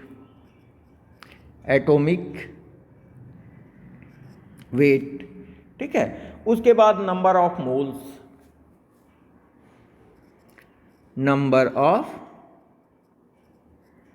मोल्स, इसको रिलेटिव नंबर ऑफ एटम्स भी किसी बुक में लिखा गया है, इससे घबराना नहीं है, रिलेटिव नंबर ऑफ एटम्स, उसके बाद सिंपलेस्ट रेशियो आप निकालो। कैसे निकालते हैं अभी हम यहाँ बताते हैं। सिंपलेस्ट रेशियो, सिंपलेस्ट रेशियो अगर होल नंबर नहीं हो तो सिंपलेस्ट होल नंबर रेशियो निकालते हैं। कब? जब सिंपलेस्ट रेशियो होल नंबर नहीं हो, सिंपलेस्ट होल नंबर रेशियो निकालते हैं। कब? जब सिंपलेस्ट रेशियो हमारा होल नंबर रेशियो नहीं हो तब। हमारा एलिमेंट क्या है? एलिमेंट है हमारा एक कार्बन। कार्बन का परसेंटेज क्या है? 93.71। एटॉमिक मास क्या हो गया? 12। ठीक है। नंबर ऑफ मोल्स कैसे निकालेंगे? 93.71 बाई 12। ठीक है। सॉल्व करेंगे तो यहाँ आएगा 7.809। ठीक है। हाइड्रोजन के केस में क्या करेंगे? यहाँ हम लिखेंगे 6.29, यहाँ 1, तो ये हो जाएगा 6.29 बाई 1 इज इक्वल टू 6.29। ठीक है। इसमें देखिए जो लिस्ट नंबर होता है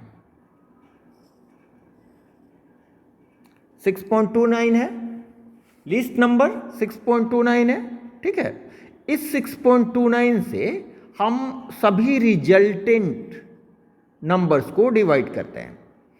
यहाँ देखिए इसको हम करेंगे 7.809 बाई 6.29, हमारा आएगा अप्रोक्स 1.24। और यहाँ तो 6.29 को 6.29 से डिवाइड करेंगे, हमारा आएगा 1। अब यहाँ देखें, यहाँ पर मेरा आ गया है फ्रैक्शन। ठीक है। ये सिंपल रेशियो हमारा होल नंबर नहीं आया, ये तो होल नंबर है, लेकिन इसको होल नंबर बनाने के लिए हम क्या करेंगे? दोनों को एक ऐसी संख्या से मल्टीप्लाई करेंगे जिससे दोनों होल नंबर में कन्वर्ट हो जाए। उसके लिए हम क्या करेंगे? यहाँ देखिए 1.24 को अगर आप 4 से मल्टीप्लाई करते हो तो हमारा आएगा 5। ठीक है। अप्रोक्स हमारा 5 आएगा। ठीक है। और इसको भी 4 से मल्टीप्लाई करें, इसका मतलब कि कार्बन के लिए हमें नंबर आया 5 और हाइड्रोजन के लिए 4। ठीक है। तो इसका एम्पिरिकल फॉर्मूला क्या हो जाएगा? एम्पिरिकल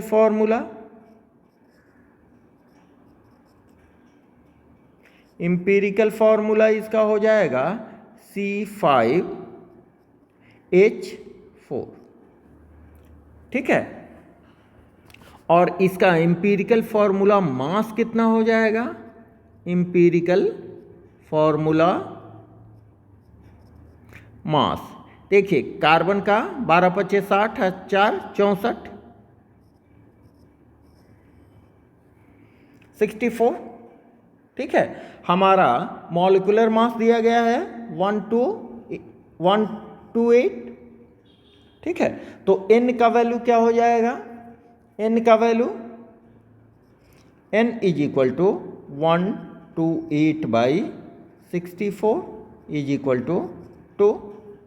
n का वैल्यू 2 हो गया। अब n के वैल्यू को यहाँ पर पोस्ट कर दें तो हमारा molecular formula of compound calculate हो जाएगा। तो मॉलिक्यूलर फॉर्मूला क्या हो जाएगा? Molecular formula of substance is equal to C5 H4 power 2 is equal to C10H8, C10H8। ठीक है, इसका ऑप्शन नहीं दिया गया है, कोई बात नहीं है, सही आंसर होगा C10H8। ठीक है, एग्ज़ाम में आपको ऑप्शन दिया रहेगा। नेक्स्ट आते हैं क्वेश्चन नंबर 48। क्वेश्चन नंबर 48 में क्या कहा जा रहा है? ए compound on analysis gave following percentage composition: carbon 57.8, hydrogen 3.6 and rest is oxygen. ठीक है, रेस्ट इज ऑक्सीजन। तो इसमें ऑक्सीजन कैलकुलेट करना होगा। यहाँ पर वेपर डेंसिटी दी गई है of compound was found to be 83। बहुत सिंपल सी बात है, molecular mass is equal to 2 into vapour density. ठीक है, थोड़ा सा एक स्टेप जस्ट कंफ्यूज करने के लिए, इससे दिक्कत वाली बात नहीं है। आप क्या करोगे? सेम वही चीज़ करोगे। पहले इसमें निकालना है आपको, पहले क्या निकालना है? पहले आप निकाल लो इसको एम्पिरिकल फार्मूला। कैसे निकालेंगे? यहाँ देखिए, यहाँ आप एलिमेंट लिखो, यहाँ परसेंटेज, यहाँ उसके बाद एटमिक मास के बाद नंबर ऑफ मोल्स और रिलेटिव नंबर ऑफ एटम्स, यहाँ सिंपलेस्ट रेशियो। अगर होल नंबर नहीं आए तो सिंपलेस्ट होल नंबर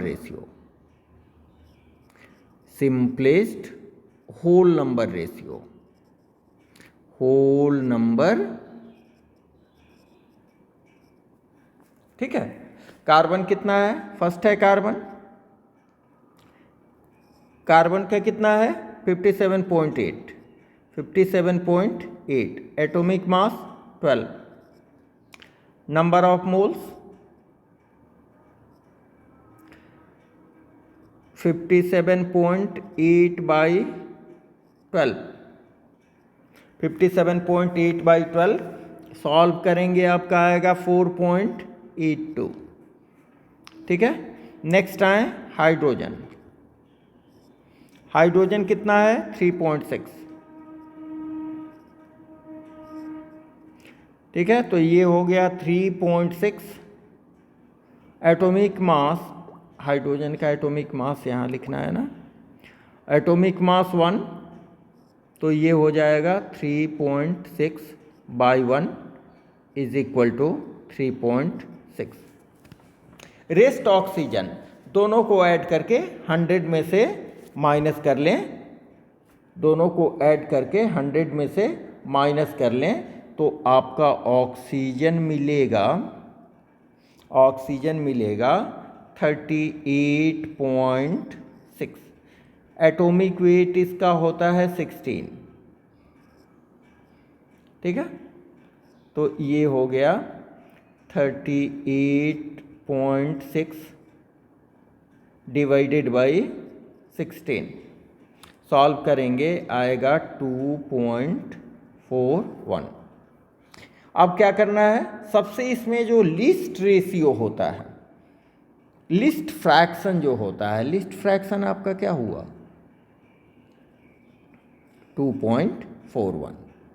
इसको सब में डिवाइड करें, इसमें भी, तो आपका क्या आएगा? 4.82 बाई 2.41 कितना आएगा? 2। ठीक है, यहाँ आपका आ गया 3.6 बाई 2.41, ये अप्रोक्स आएगा आपका 1.5, और ये तो 1 आएगा ही। 2.41 divided by 2.41 is equal to 1। यहाँ एक आपका फ्रैक्शन आ गया, यहाँ पर ये, जिसके कारण होल नंबर भी आपको इसमें बनाना पड़ेगा। तो इसको होल नंबर बनाने के लिए आप क्या करोगे, 1.5 इंटू 2, ये हो गया 3। अब इसमें आप 2 में भी 2 से मल्टीप्लाई करो, तो क्या होगा, 2 इंटू 2 इज इक्वल टू 4। और यहाँ भी 2 से मल्टीप्लाई करें, 1 इंटू 2 इज इक्वल टू 2। आपका आउटकम क्या आया, 4 कार्बन के लिए, 3 हाइड्रोजन के लिए और 2 ऑक्सीजन के लिए। तो इम्पीरिकल फार्मूला निकल के क्या आएगा, empirical formula is equal to C4H3O2। ठीक है। अब यहाँ देखिए डेंसिटी दी गई है, वेपर डेंसिटी दी गई है 83। तो मॉलिक्यूलर मास क्या हो जाएगा, molecular mass molecular mass of compound is equal to 2 into vapor density। ठीक है, तो ये हो जाएगा आपको 80 83 166, ये हो गए आपको मॉलिक्यूलर मास। अब देखें इसका एम्पिरिकल फार्मूला मास कितना हो जाएगा, एम्पिरिकल फार्मूला मास कार्बन 12 गुने 4 प्लस 1 इंटू 3 प्लस 16 गुने 2, ये हो गया 48 प्लस 3 प्लस 32। तो 8 3 11 2 13 1 1 3 4 4 8, 83 इसका एम्पिरिकल फार्मूला मास। एम्पिरिकल फार्मूला मास देखिए यहाँ पर हमें निकल के आया एम्पिरिकल फार्मूला मास, ये रहा एम्पिरिकल फार्मूला मास आपका 83। ठीक है, तो एम्पिरिकल फार्मूला मास निकल गया, तो n का वैल्यू निकाल लें। n is equal to molecular mass divided by empirical formula mass is equal to 166/83, 2। n का वैल्यू आ गया 2, तो मॉलिक्यूलर फार्मूला क्या हो जाएगा, molecular formula is equal to empirical formula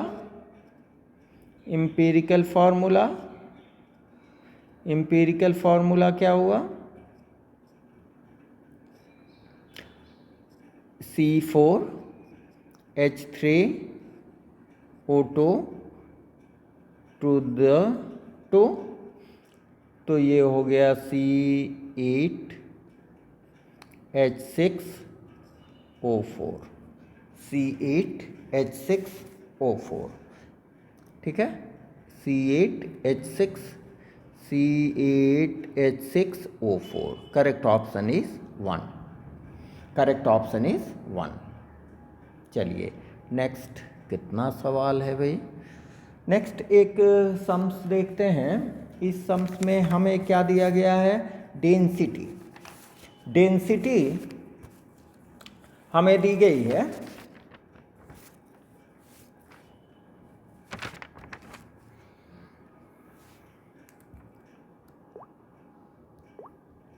थोड़ा कलर, डेंसिटी ऑफ सॉल्यूशन कितना, सॉल्यूशन 3m। 3m क्या हो गया, ये हो गया मेरा मोलरिटी।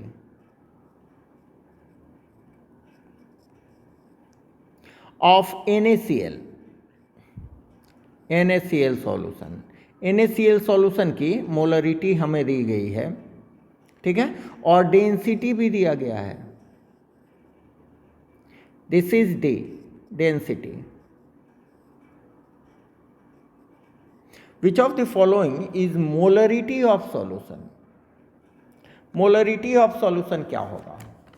मोलरिटी ऑफ सॉल्यूशन क्या होगा?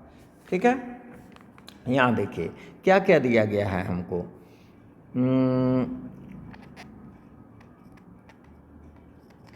Given 3m solution of NaCl, density दी गई है D is equal to 1.25 gram per millilitre, ठीक है। इसमें निकालना क्या है? Molality. Molality small m is equal to what? Molality is equal to क्या होता है? मोललिटी इज इक्वल टू होता है number of moles of solute divided by mass of solvent. Mass of solvent in KG. Solvent का mass KG में, solvent का mass KG में। अब देखिए 3 मोल्स ऑफ 3m का मतलब, 3m का मतलब क्या होता है? इसको देखें। Now 3m NaCl solution, 3m NaCl solution का मतलब क्या हुआ? रेफर्स टू, बताता है, refers to 3 moles of NaCl in 1 liter। 1 liter means 1000 ml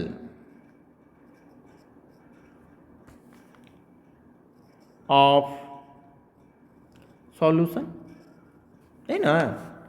3m solution का मतलब क्या हुआ कि 3 मोल NaCl का 3 मोल, NaCl का 3 मोल 1 लीटर या 1000 ml में डिसॉल्व है ना हुआ जी। हमें निकालना है मोललिटी। मोललिटी में हमको मास ऑफ सॉल्वेंट चाहिए, मास ऑफ सॉल्वेंट चाहिए। तो मास ऑफ सॉल्वेंट हमको कहाँ से मिलेगा?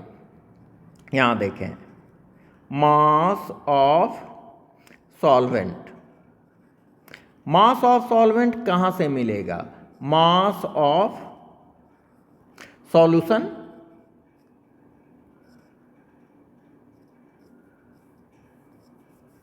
Minus mass of solute. Mass of solution, तो हमको तो सॉल्यूशन का क्या दिया गया है? वॉल्यूम दिया गया है ना। सॉल्यूशन का वॉल्यूम दिया गया है 1000 ml, लेकिन डेंसिटी भी दी गई है, डेंसिटी भी दी गई है, ठीक है। तो मास ऑफ सॉल्यूशन हम निकाल लें पहले। मास ऑफ सॉल्यूशन, देखिए एक फॉर्मूला यहाँ होता है ना, density is equal to mass by volume. इसी फॉर्मूला से हम लोग आगे बढ़ रहे हैं। तो मास इज इक्वल टू क्या हो जाएगा? Mass is equal to density into volume of solution, volume of solution. Density हमारी कितनी दी गई है? 1.25 ग्राम पर मिलीलीटर। वॉल्यूम कितना दिया गया है? 1000 ml। दिस कैंसिल, आप मल्टीप्लाई करेंगे, बहुत सिंपल सी बात है, कितना आएगा 1250 ग्राम। 1250 ग्राम, ये क्या हो गया, mass of solution. Mass of solution 1250 gram. Solute का मास कैसे निकालेंगे? नंबर ऑफ मोल्स आपको 3n का मतलब क्या हुआ, 3 मोल्स ऑफ NaCl। NaCl का 3 मोल्स, 3 मोल्स ऑफ NaCl का मास कितना हो जाएगा, mass of 3 moles of NaCl कितना हो जाएगा, is equal to 3 into molar mass.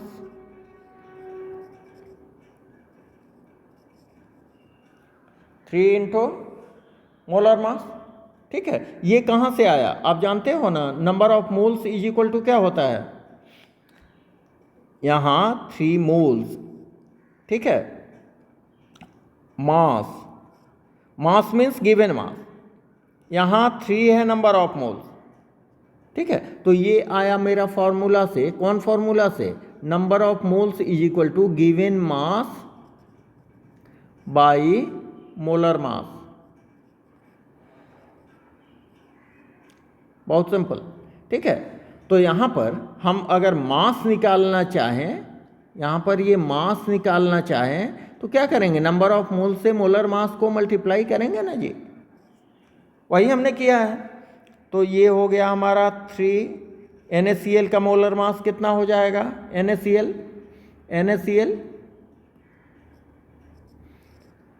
Sodium 23 plus 35.5 हो गया 58.5। ये तो आप लोग प्रैक्टिस करें कि ये सब याद रहे। तो ये हो जाएगा 58.5, मल्टीप्लाई करें, 5 3 15 के 5 हाथ में 1, 8 3 24 1 25, 5 3 15 2 17, इतना ग्राम। ये क्या हुआ, ये हुआ मास of 3 moles of NaCl, mass of 3 moles of NaCl। आपको क्या करना है, मास ऑफ सॉल्यूशन कितना आया है, 1000 ग्राम, नो 1250 ग्राम, ठीक है। इसको थोड़ा सा ब्लू कलर में हम लेके चलते हैं, यहाँ ये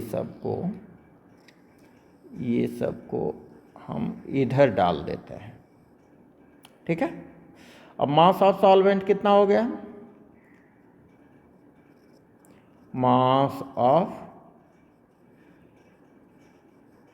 solvent is equal to mass of solution कितना 1250 माइनस मास ऑफ सॉल्यूट 175.5,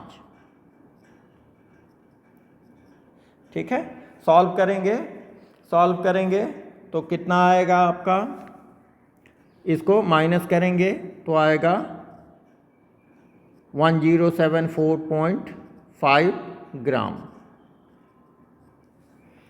ठीक है। ये आ गया आपको मास of solvent.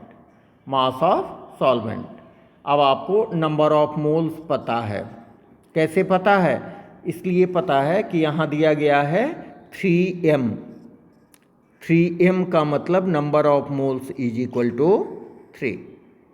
Mass of solvent आपने निकाल लिया, ठीक है। तो molality m is equal to 3/1074.5, ठीक है। इसको सॉल्व करने पर इसको ऐसा करें, ये ग्राम में आया है, हमको केजी में कन्वर्ट करना है, तो इसको पहले आप केजी में कन्वर्ट कर ही लो। केजी में कन्वर्ट करेंगे तो 1074.5 divided by 1000 is equal to 1.0745 kg. क्यों? क्योंकि यहाँ पर देखिए फॉर्मूला में है mass of solvent in kg. Simple बनाने के लिए तो हम क्या करेंगे, यहाँ से इसको हटा लेंगे और यहाँ से ये सब को हटा लेंगे और ये हो जाएगा 1.075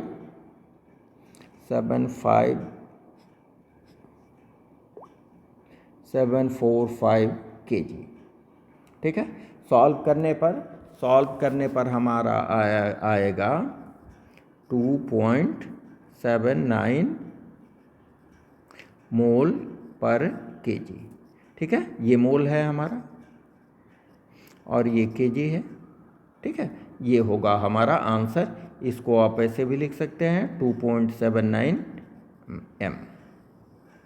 अब देखिए इसका ऑप्शन क्या है, 2.79 m, ये इज करेक्ट ऑप्शन। ठीक है, क्या किया हमने यहाँ 3m दिया गया है, इसका मतलब 3 मोल्स मालूम हो गया। 3 मोल्स कितने में डिजॉल्व हैं, 1 लीटर में। डेंसिटी दी गई है तो 1 लीटर को हमने कन्वर्ट किया ग्राम में कन्वर्ट किया। ठीक है, ग्राम में कन्वर्ट किया, उससे फिर मास ऑफ सॉल्वेंट निकाला। नंबर ऑफ मोल्स पता है, मास ऑफ सॉल्वेंट कैसे निकाला, मास ऑफ सॉल्यूशन में से मास ऑफ सॉल्यूट को माइनस किया, मास ऑफ सॉल्वेंट निकल गया। फिर इस फॉर्मूला में हमने इसको पुट कर दिया। ठीक है, हमारा आंसर आ गया। थोड़ा सा प्रैक्टिस कीजिए, आप लोग भी प्रैक्टिस करो।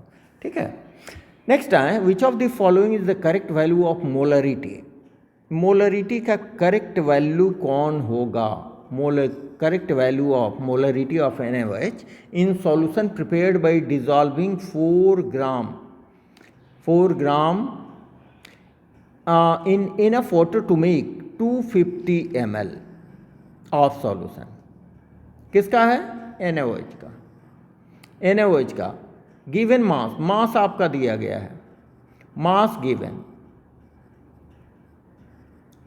बड़ी सिंपल। तो मोलरिटी आपको कैलकुलेट करनी है। मोलरिटी इज इक्वल टू क्या होता है, number of moles bye volume of solution in litre. ठीक है, नंबर ऑफ मोल्स आप निकाल लो।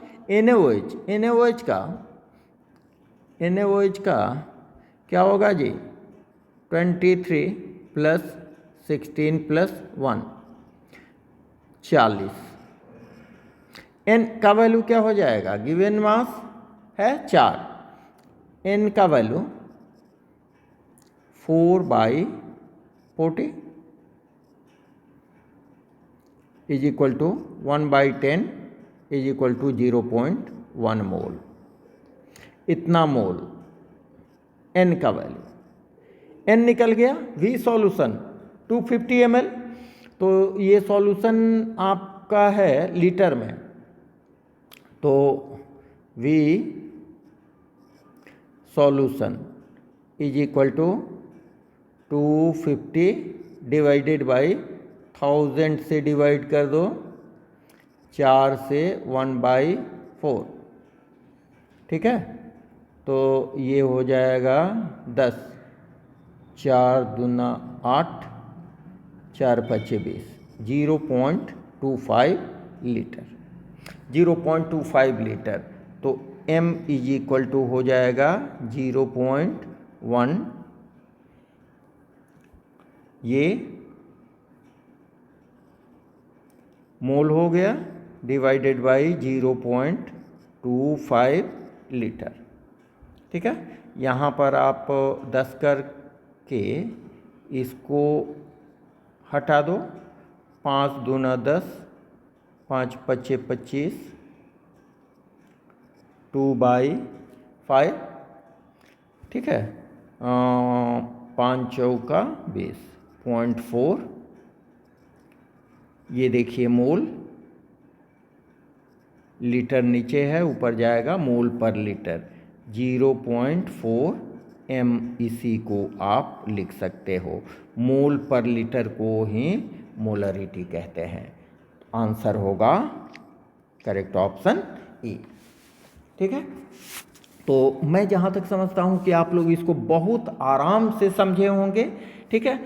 अगर समझे हैं, बढ़िया से समझे हैं, तो अपने कमेंट्स हमारे पास ज़रूर भेजिए और इस चैनल को शेयर कीजिए, सब्सक्राइब कीजिए और जो भी रिक्वायर्ड बच्चे हैं उनको यार ज़रूर उन तक तो भेजो और उनको बोलो सब्सक्राइब करने, ताकि अच्छे अच्छे मटेरियल उनको मिल सके।